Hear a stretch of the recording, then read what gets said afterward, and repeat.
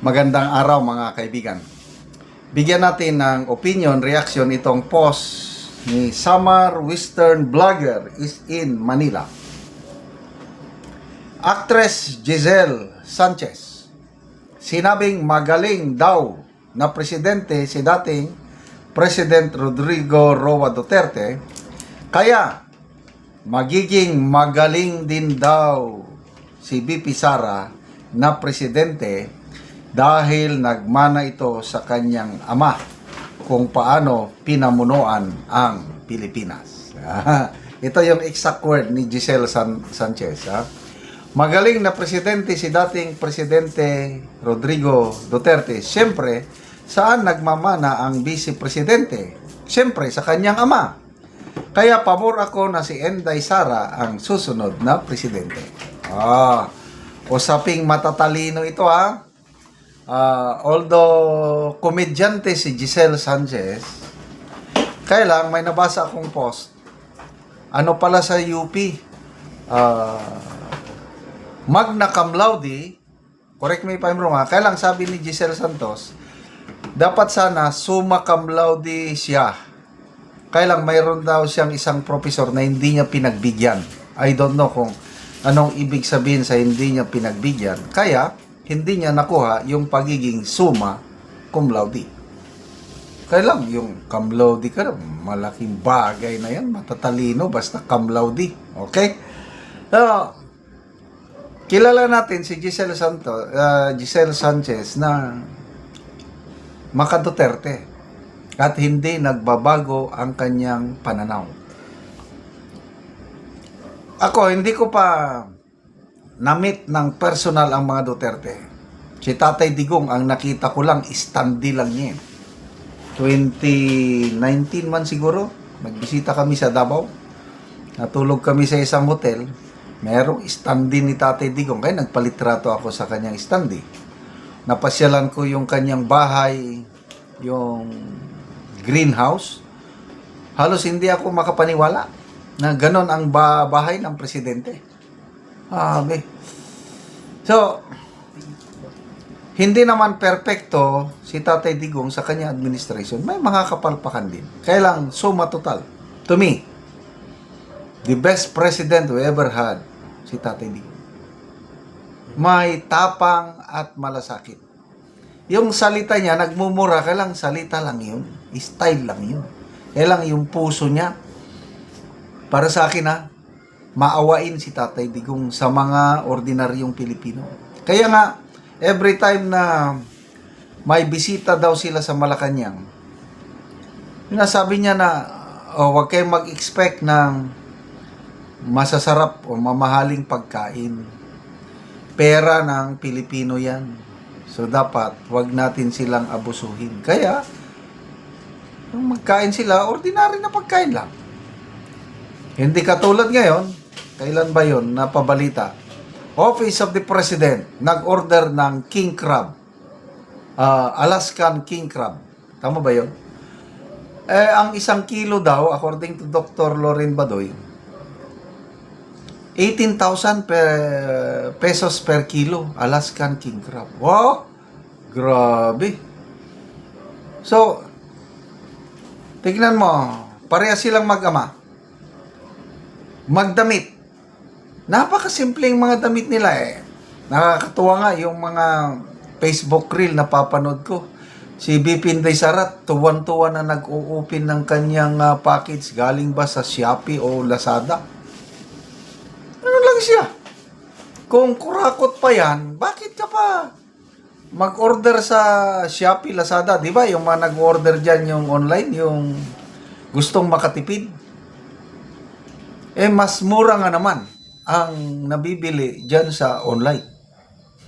Although matagal lang. So, walang mamahaling bag, walang mamahaling relo, walang mamahaling whatsoever itong mag-amang Duterte. Yun ang tunay. Yung makarelate sila sa taong bayan sa hirap. Kaya, nakakaingit po ang Davao City. I tell you, yung mga hindi pa nakapunta ng Davao City, punta kayo. Napakalinis, napakadisiplinado ang mga tao. Parang Singapore nga eh. Kaya itong may resulta na naman yung Numbeo Index ba yan? O basta yung nagre-rate ng cleanest city in Asia? O Southeast Asia ba yan? Singapore, ang cleanest city sa Southeast Asia. Next, Davao City. Talagang disiplinado ang mga tao sa Davao.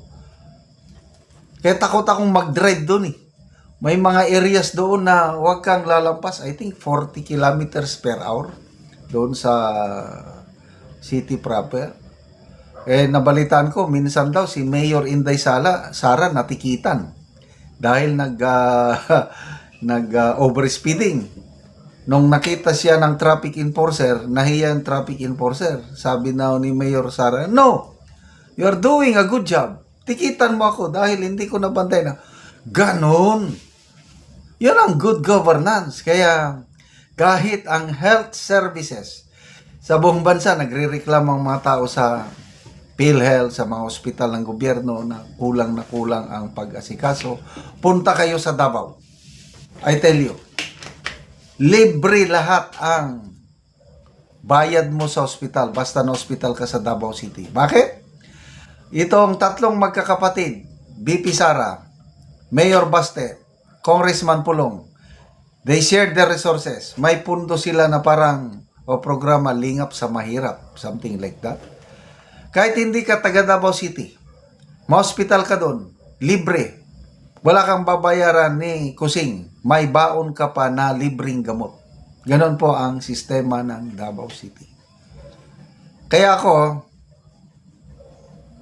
maswerte ang Pilipinas, panahon ni Tatay Digong dahil nakapag-serve siya ng 6 years. Problema, kung sino pa yung magaling na presidente, yan ang naghihirap ngayon, nakakulong sa malayong kulungan. Nakakainis ba? But anyway, there will always be a day of reckoning, sabi nga ni Tatay Digong. All things work together for good, Romans 8:28. May purpose ang Panginoon, bakit inalaw niya ito? Basta, ang dalangin ko sa Diyos, makabalik ng buhay si Tatay Digong sa 2028 pag-upo ni BP Sara sa Malacanang. Salamat mga kaibigan sa inyong pagsubaybay sa ating channel. Nakakatulong kayo ng malaki sa Tribong Talandig ng Bukidnon dahil ang income natin sa channel na ito is pantulong po sa tribo. Namimigay tayo ng libreng yero at pako para makapagpatayo sila ng mas maayos na tirahan. Panoorin nyo ang video na ito.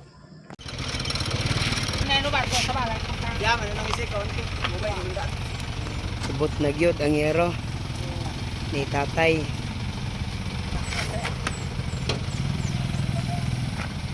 Salamat tayo kay mong balay na. Buslot na.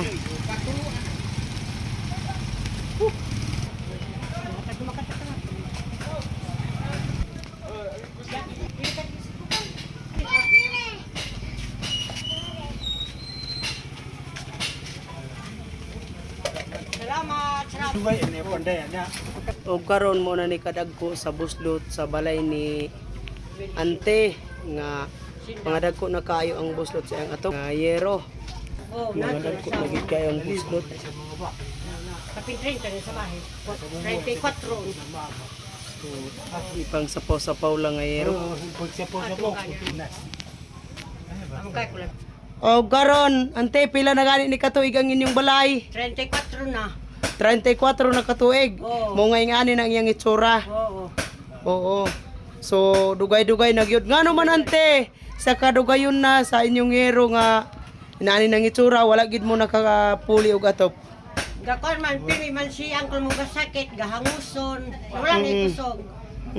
Say gakamangra. Oo, so wala gyud mo ipaningkamot. Oo. Oo.